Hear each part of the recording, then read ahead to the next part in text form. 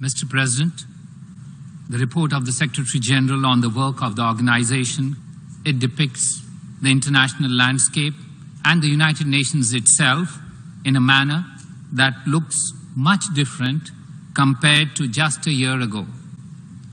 The euphoria of finalizing the 2030 agenda and the Paris Agreement seems to have substantially dissipated. The widespread devastation at the hands of nature's fury, signaling the urgency of climate action required, are all depicted with startling starkness.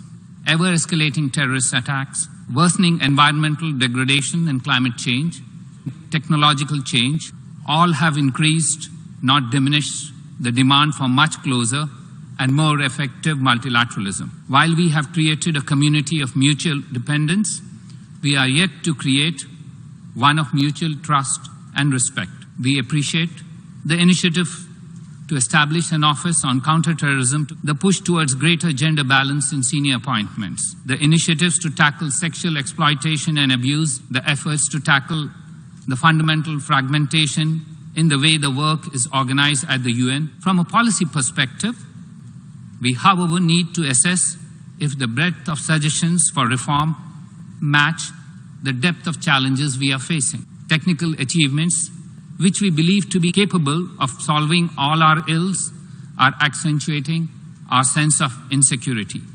Our oceans and outer space get congested and contested.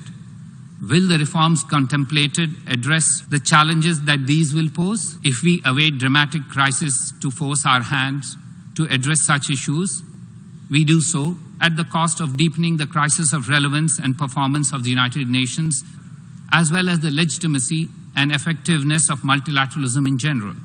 If we are to keep pace with fast-moving threats we face, we will need to go beyond piecemeal changes. India, for its part, stands ready to work with the Secretary General and the membership in finding a pathway to a more lasting peace and prosperity for all.